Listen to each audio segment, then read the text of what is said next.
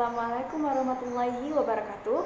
Perkenalkan, nama saya Novita Sari dengan nomor NIM belakang 153 dari kelas ilmu pendidikan A. Nah, kali ini saya akan meresensi sebuah buku yang berjudul K.J. Ahmad Dahlan Si Penyantun. Nah, ini dia covernya. Buku ini merupakan karya dari Imron Mustafa, penerbit Diva Press, cetakan pertama tahun 2018. Kategori buku ini yaitu Social Sciences. Kemudian ukuran bukunya itu 14x20, kemudian tebal buku halaman ini 248 dengan harga buku Rp60.000. Imron Mustafa lahir pada tahun 1994 di kota Kebumen. Dia merupakan anak sulung dari 3 bersaudara. Perhatian orang tuanya kepada anaknya mengenai pendidikan Islam mengantarkan Imron Mustafa pada pemahaman agama yang cukup baik. Ia menempuh pendidikan formal di MTS dan MMA-nya itu di kota Kebumen. Nah, pada tahun 2012 dia merantau ke Yogyakarta untuk menimba ilmu sebagai mahasiswa di program studi pendidikan guru madrasah ibtidaiyah di Fakultas Tarbiyah Ilmu Keguruan UIN Sunan Kalijaga. Selama kuliah, beberapa kali Imron Mustafa mengikuti majelis dan organisasi kemahasiswaan. Selain itu juga, dia hobi menulis yang dia tuangkan melalui karya resensi, hingga akhirnya tembus ke beberapa media massa. Nah, buku ini terdiri dari 13 bab yang berisikan dari mulai riwayat hidup K.J. Ahmad Dahlan, karya-karya perjuangan, serta akhir hayat hidup K.J. Ahmad Dahlan sampai beliau ditetapkan sebagai pahlawan nasional. K.J. Ahmad Dahlan lahir pada tahun 1868. Beliau merupakan anak keempat dari 7 bersaudara. K.J. Ahmad Dahlan lahir dengan nama kecil yaitu Muhammad Darwis.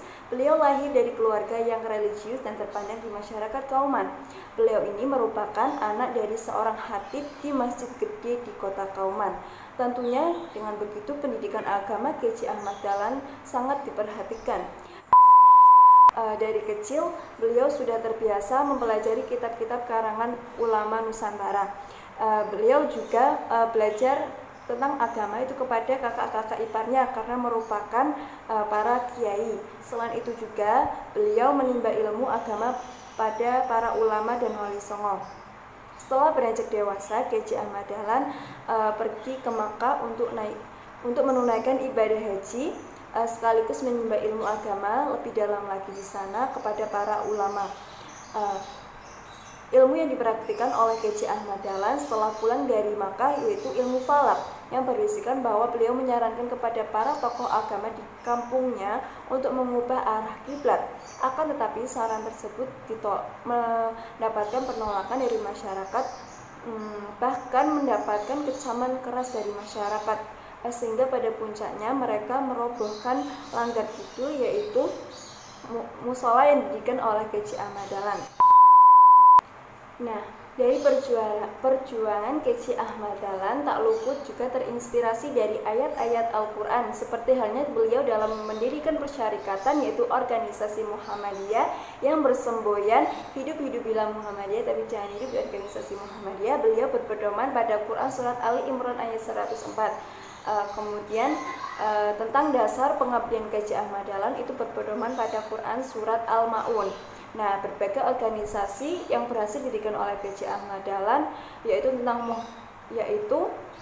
Muhammadiyah yang didirikan pada tahun 1912, kemudian Aisyah, ada Hizbul Waton, kemudian dan PKU Penolong Kesengsaraan Umum.